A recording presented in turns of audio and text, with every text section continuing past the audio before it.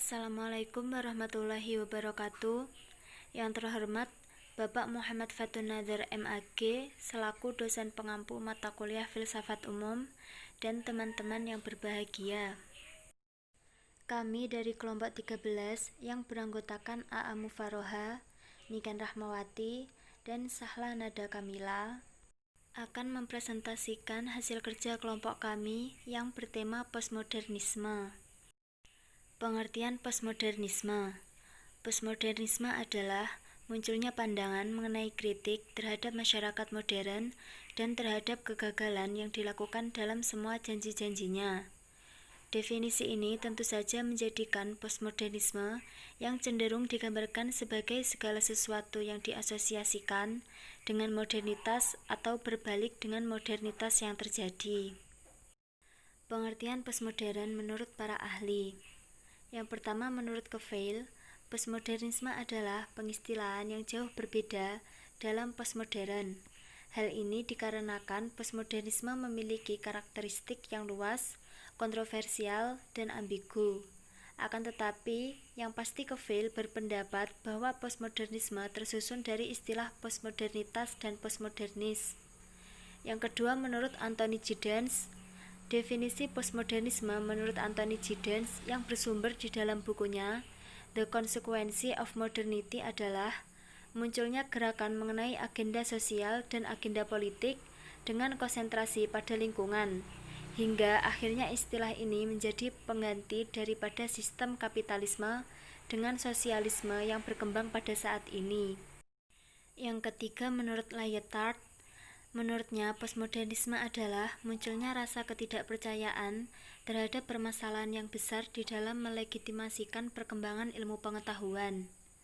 Dan yang keempat, menurut Josh McDowell dan Bob Hostetler, postmodernisme adalah perspektif terhadap dunia yang diciri khasi dengan munculnya suatu keyakinan mengenai kebenaran yang diciptakan, bukan kebenaran yang berasal dari kebudayaan yang ada dalam masyarakat.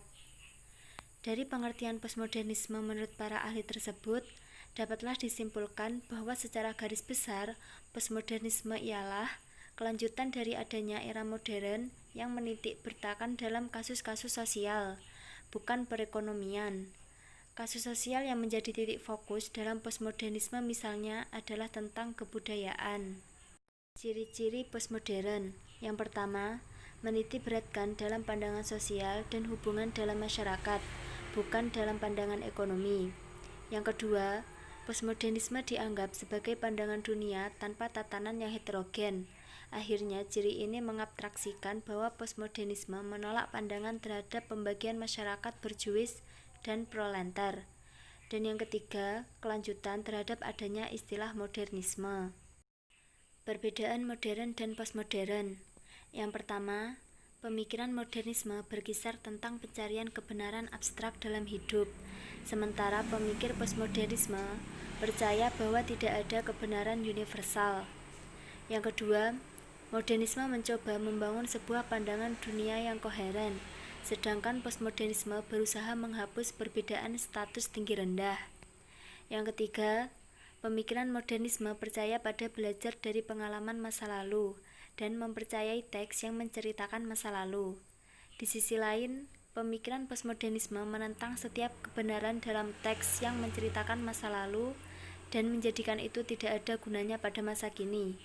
Dan yang keempat, modernisme menganggap karya asli sebagai otentik, sementara pemikir postmodernisme mendasarkan pandangan pada hiperrealitas.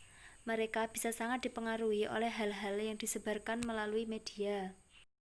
Para tokoh dan pemikirannya. Para tokoh postmodernisme ada tiga, yaitu Michel Foucault, Pierre Félix Bourdieu, dan Anthony Giddens. Yang pertama, Michel Foucault. Michel Foucault adalah salah satu pemikir postmodern yang menyumbangkan ide dan pemikiran khas yang cukup berpengaruh dalam perkembangan pengetahuan manusia. Analisisnya yang kritis dan tajam tentang berbagai hal, sejarah, episteme, wacana, kekuasaan, dan pengetahuan mampu memberikan warna baru dalam pemikiran postmodern. Foucault membongkar mitos pengetahuan dengan dua metode, yaitu arkeologi dan genealogi. Yang pertama, arkeologi.